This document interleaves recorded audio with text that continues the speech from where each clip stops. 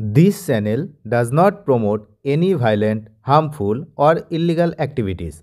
All content provided by this channel is meant for an educational purpose only.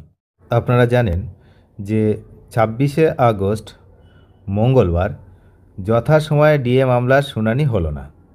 তো কেন হলো না? না, মূল কারণ হচ্ছে বিচারপতির পরিবর্তন।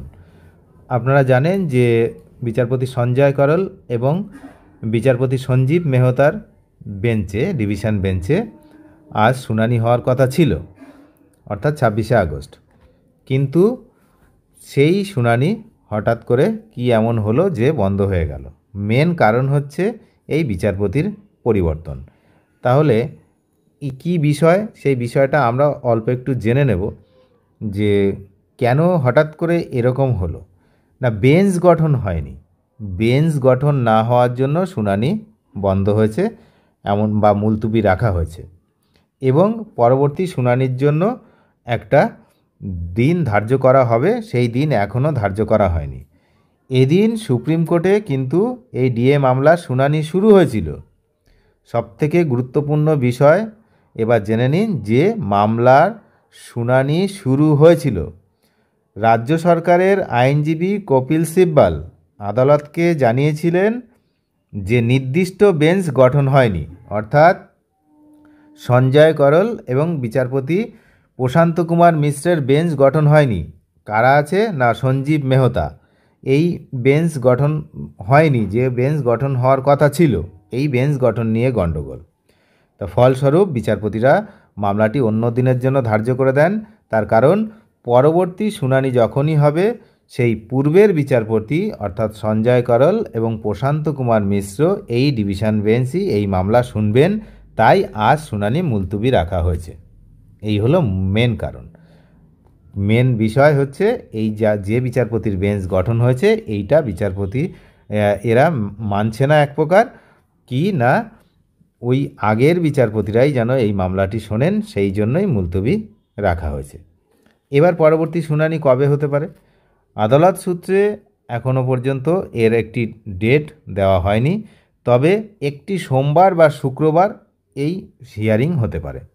সোমবার বা শুক্রবার এরকম দিন দেখে এই ডেটটি দেওয়া হবে, যদিও তারিখ ঘোষণা কিন্তু এখনও করা হয়নি। তো আশা করা হচ্ছে যে নতুন তারিখ জানিয়ে দেওয়া হবে আজকের মধ্যে। যদি জানিয়ে দেয় তখন তো আমরাও জানতে পারবো। তো উভয় পক্ষের আইনজীবীরা একে অপরের যুক্তি খণ্ডন করার সুযোগ পাবেন পরবর্তী শুনানিতে, এমনটাই জানানো হচ্ছে যে এটি ইন্টারেক্টেড হিয়ারিং হিসাবে অনুষ্ঠিত হবে। এই ইন্টারেক্টেড হিয়ারিং কি না, দুই পক্ষের আইনজীবীরা সরাসরি, যেটাকে ডিবেট বলে, সেরকম টাইপের একটি হবে। দুই পক্ষের আইনজীবীরা, একজন আইনজীবী বলবেন, অন্য আইনজীবী সেই তার বক্তব্য খণ্ডন করার সুযোগ পাবেন। এটাকেই হচ্ছে ইন্টারেক্টেড হিয়ারিং বলে। তো এই ইন্টারেক্টেড হিয়ারিং হবে, যা হবে ঘোড়ার মাথা, তাড়াতাড়ি হোক এটাই সবাই চাইছে। কারণ এই মামলা দীর্ঘ থেকে দীর্ঘতর হয়ে যাচ্ছে। কবে নিষ্পত্তি হবে তার কিন্তু কোনো গ্যারেন্টি এখন এই মুহূর্তে পাওয়া যাচ্ছে না। খুবই দুঃখের বিষয় যে এরকম একটি সেন্সিটিভ মামলাকে দিনের পর দিন পিছিয়ে পিছিয়ে পিছিয়ে পিছিয়ে বছরের পর বছর পিছিয়ে নিয়ে যাওয়া হচ্ছে। তো যাই হোক, এটা একদমই কাম্য ছিল না আজকের শুনানিটা মুলতুবি রাখা। যাই হোক, পরবর্তী শুনানি যখন হবে সেদিকে নজর রাখবো, নিশ্চয়ই রাখতে হবে। তার কারণ এতগুলো মানুষের এইখানে জড়িয়ে রয়েছে সেন্টিমেন্ট, যে তাদের অধিকারের লড়াই, সেটাকে জিততেই হবে। তার জন্য সবসময় আমরা চেষ্টা করব। অনেক ধন্যবাদ শেষ পর্যন্ত দেখার জন্য। চ্যানেলে নতুন হলে অবশ্যই চ্যানেলটিকে সাবস্ক্রাইব করে সঙ্গে থাকবেন। Thank you.